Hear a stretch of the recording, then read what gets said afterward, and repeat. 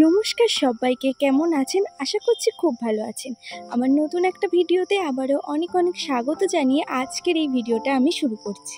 দিন ছিল সোমবার, টাইম মতো ভিডিওটা এডিট করতে পারিনি, সেই জন্য আজকে এডিট করে পোস্ট করছি। আবার রেগুলার ব্লগ দেওয়ার মতো নতুন নতুন ভিডিও নিয়ে আপনাদের সাথে আসব। আরও ভিডিও আমি শ্যুট করে রেখেছি, আস্তে আস্তে সব শেয়ার করব। পরপর যা যা ভিডিও আমার কাছে শ্যুট করা আছে আগের মতো নর্মাল ভিডিও দেওয়ার চেষ্টা করছি। আস্তে আস্তে যেসব ভিডিওগুলো শ্যুট করে রেখেছি সব কটাই আস্তে আস্তে শেয়ার করব। সকালবেলা উঠে দেখি প্রচণ্ড পরিমাণে বৃষ্টি হচ্ছে, আর এখন আমার কাছে এই যে ডেলি রুটিনগুলো ছাড়া আর কোনো কিছু দেখানোর মতো কিছু নেই। ভোরবেলা থেকেই বৃষ্টি, আর কি পরিমাণে বৃষ্টি হচ্ছে আজকে। আগের দিন তো দেখালাম কেমন রৌদ্র উঠেছে, তারপর থেকে বৃষ্টি যেই আরম্ভ হলো এখনো পর্যন্ত থামেনি। আর এই মাসটা তো এরকম হবেই, 2 মাস বৃষ্টি ভেজা একটা দিন। বেশি আগে হলে কিছুই ভালো লাগে না, যেমন বৃষ্টি, গরম, সব কিছুই অতিরিক্ত কিছু ভালো লাগে না তেমনই। আর যখন বৃষ্টি হয় বাইরে বেরোতে পারি না, তখন আরও রাগ হয়। আর আমার তো বাইরে বেরোতে এখন হচ্ছে না, কিন্তু যারা বার হয় বৃষ্টিতে ভিজে ভিজে কাজ করছে তাদের তো প্রবলেম হচ্ছে। আগের দিন তো কোনো ব্লগ করা হয়নি। আগের দিন ওই আমার শ্বশুর শাশুড়িরা এসেছিলেন আর কি, আমাকে দেখার জন্য এসেছিলেন, তো সেই দিন আমি ব্লগ করিনি, তো দেখাতে পারিনি। আর আজকে তো এত বৃষ্টি হচ্ছে, আমার হাজব্যান্ডেরও আসার কথা, কালকেও এসেছিল, তো আজকে একটু আসার কথা। আমার একটু প্রবলেম হচ্ছে শরীরে, তো সেটা দেখে ডাক্তারের সাথে একটু কথাবার্তা বলবে, তো সেই জন্য আসবে। কিন্তু এত পরিমাণে বৃষ্টি হচ্ছে,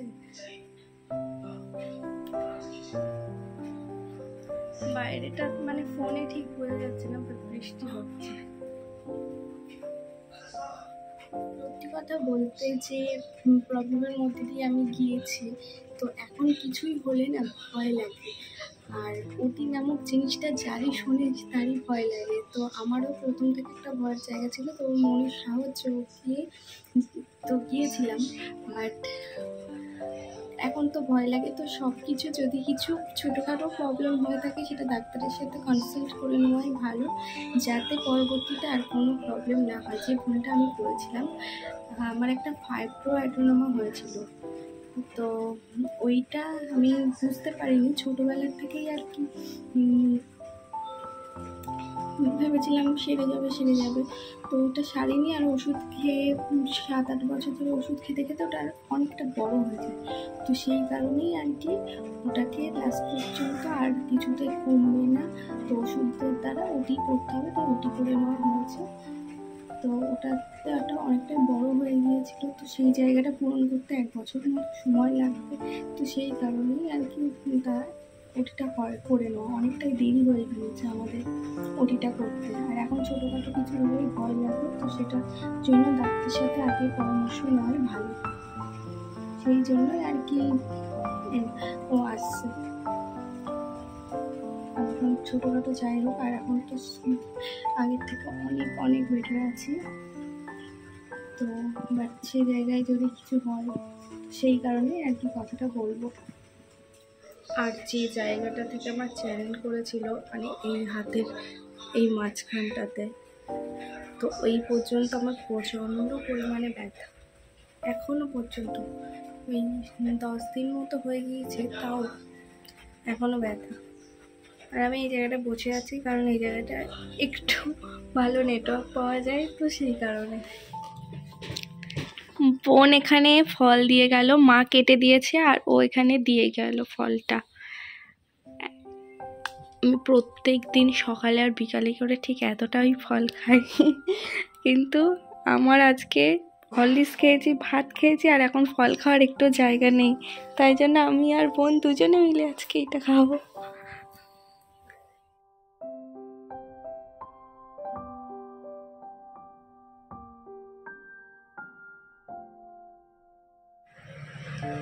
সবাই স্নান করে আসলাম, এখন ঘড়িতে 2টো বাজে। ইচ্ছাকৃত আর কি আজকে দেরি হয়ে গেল শুয়ে থেকে। যাই হোক, স্নান করে এসেছি, এখন সিঁদুর টিঁদুর পরে মুখে কিছু একটা দিয়ে লাঞ্চটা কমপ্লিট করে নেব।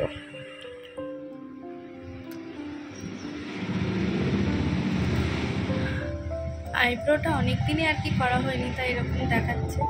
আইব্রো করার পরে যখন আমরা করা বন্ধ করে দিই না, তখন আরও বেশি বাজে লাগে। আইব্রো না করলে একরকম লাগে, করার পরে যখন অফ করে দিই তখন একরকম লাগে। এখন স্নান করে স্কিন কেয়ার করা হয়ে গিয়েছে, এখন লাঞ্চ করে নেব। লাঞ্চ করে বিকালে আপনাদের সাথে আবার কথা হচ্ছে। তাহলে চলুন এখন খাওয়া দাওয়াটা করে নিই। সকালবেলার থেকে যেভাবে দিনগুলো স্টার্ট করি সবটাই আপনাদের সাথে তুলে ধরছি, যে এখন আমার দিনগুলো কেমন কাটছে।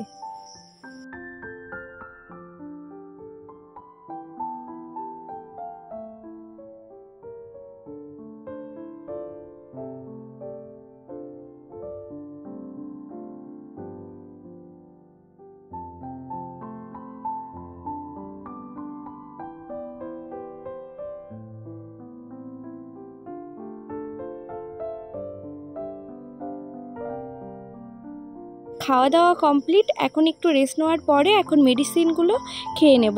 এগুলো খেতে যে আমার এত কষ্ট হয় যেন বুকে বেঁধে যায়, এই রকমটা কষ্ট হয়, কিন্তু কিছু করার নেই। এখন 2 বেলা 3 বেলা ওষুধ খেয়ে যেতেই হবে নিজেকে সুস্থ রাখার জন্য। সমস্ত নেগেটিভিটিকে কাটিয়ে কিভাবে পজিটিভিটিকে সাথে নিয়ে এগোনো যায় লাইফে, সেটারই এখন চেষ্টা করছি। কারণ লাইফ তো আর স্মুথ চলে না, আপ অ্যান্ড ডাউন হয়। তো আমাদেরও সেই রকম যে ভিডিও করি বলে সবটা হ্যাপিলি দেখিয়ে দেবো তা নয়।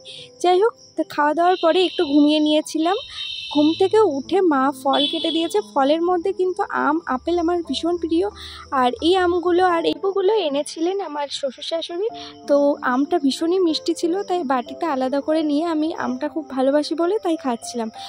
তারপরে আমাদের দুজনের মধ্যে একটু মনোমালিন্য হয়ে যাওয়াতে ও আমার জন্য রাগ ভাঙানোর জন্য আমার প্রিয় মোমো নিয়ে এসেছিলো। তো মা এখন সেগুলোই সার্ভ করছে সবাইকে। তারপর আর কি নিমিষের মধ্যে আমার রাগটা কমে গেল। তারপর দুজনে মিলে একটু আড্ডা ইয়ার্কি করছিলাম। মনেই হচ্ছিল না যে আমাদের মধ্যে কিছুক্ষণ আগে এত ঝগড়া হয়েছিল। বা কিন্তু বাড়ির থেকে 8-9 দিন বার হয়নি সেই লাস্ট চেক আপের পর থেকে।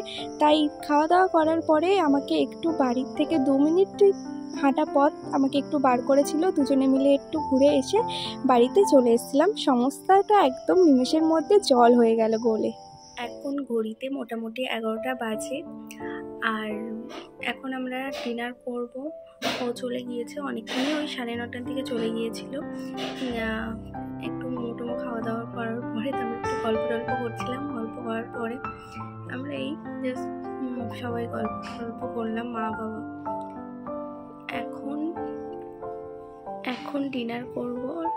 তো ভাবছি আজকে ব্লগটা এখানেই এন্ড করে দেব। তেমন কিছু দেখানোর মতো আর নেই, জাস্ট ডিনার করবো, ওষুধ খাবো, ঘুমিয়ে পড়বো। তো ভিডিওটা আজকে এখানেই শেষ করছি। আশা করছি ভিডিওটা ভালো লাগবে। ভালো লাগলে অবশ্যই চ্যানেলটিকে সাবস্ক্রাইব করে পাশে থাকবেন। দেখা হচ্ছে নতুন একটা ব্লগের সাথে। ততক্ষণের জন্য টাটা।